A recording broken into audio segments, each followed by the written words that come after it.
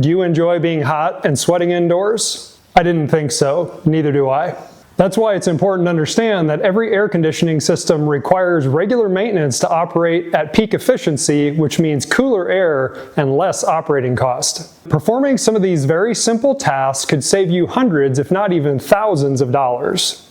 In this video, we're going to cover 6 simple things that you can do to keep your system running efficiently, including supply and return air vents, air filter, evaporator cleanliness, condensing unit cleanliness, line set insulation, and finally, temperature difference to see if your system is actually cooling properly.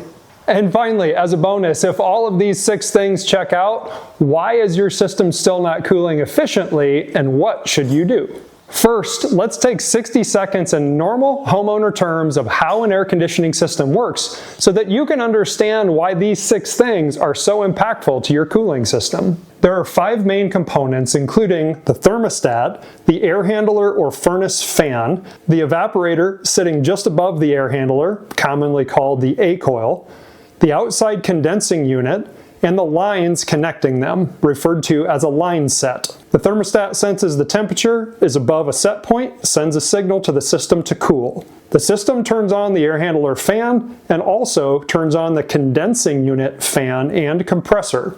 The air handler fan sucks warm air from the return vents and ducts and blows it through the evaporator A-coil and back into the supply ducts and vents through your house. The compressor causes flow of supercooled refrigerant from the condensing unit to the evaporator A-coil. Refrigerant flows through the evaporator A-coil, and the warm house air passing by it exchanges house heat into the refrigerant, dropping the air temperature.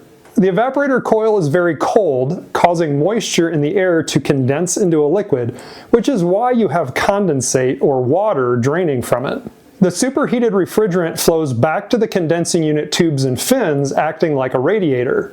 The condensing unit fan causes outside air to flow through that radiator, exchanging heat back to the outside. These actions continue in a constant flow until the thermostat has reached the set point, at which time you are comfortable and the systems are turned off. The first simple check you must do is make sure that your vents, including supply and return, are not blocked. It's common for return air vents to be along the floor, and also very common for a piece of furniture, a bed, or some other household item to get placed in front of it unknowingly. When you block these return air vents, you're restricting how much air gets back to the air handler to pass through that evaporator coil for cooling. And because there's less airflow across that evaporator coil, making it run longer to get the same amount of cooling effect, costing you more money.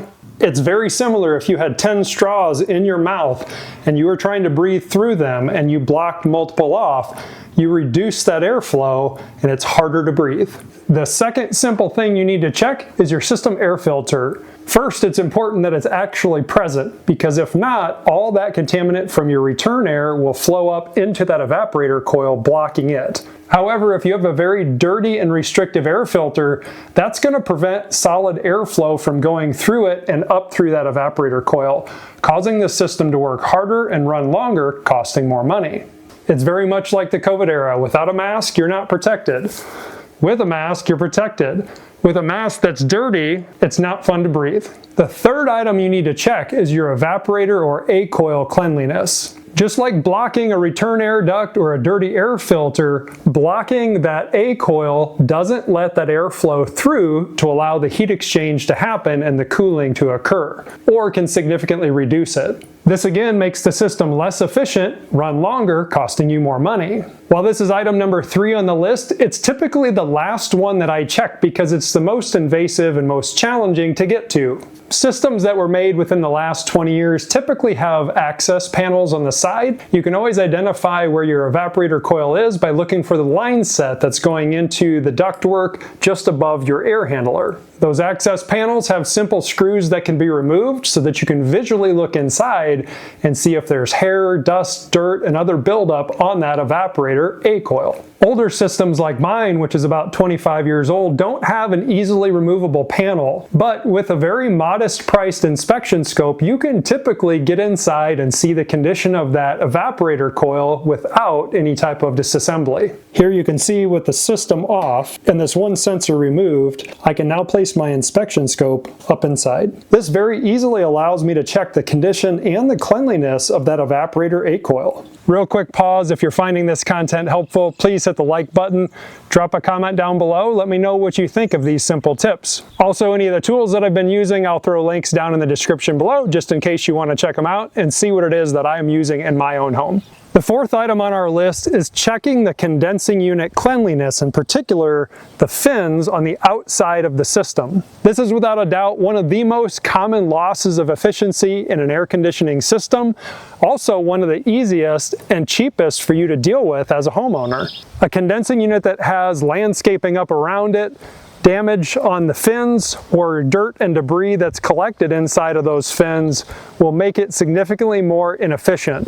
And that inefficiency is what makes it run longer, costing you more money. Cleaning a condensing unit is very easy. Anybody can do it, and everybody should be doing it. I'll drop a link in the corner of another video on how I go through it, different processes you can use depending on your skill set. The fifth item to check is the insulation that's on the line set that's between your condensing unit through your house and into your evaporator coil. While this isn't normally a huge contributing factor, it does make a difference. This piece here is over 25 years old. I need to replace it. There are multiple spots worn through, causing a loss in my efficiency. Tube insulation is very cheap and easy to replace. I actually didn't realize this piece was so bad until I started this video. Even I, as somebody who watches this stuff, still can find things year over year. I guess we'll have another video to do upcoming. I'll drop a link when we get to it. Now that you have confidence that you have good airflow through the evaporator A-coil, through your condensing unit, the line set is well insulated, the system seems to be working appropriately, the sixth and final thing you need to do is check the temperature delta between the return air duct and the supply air duct above and after the evaporator A-coil.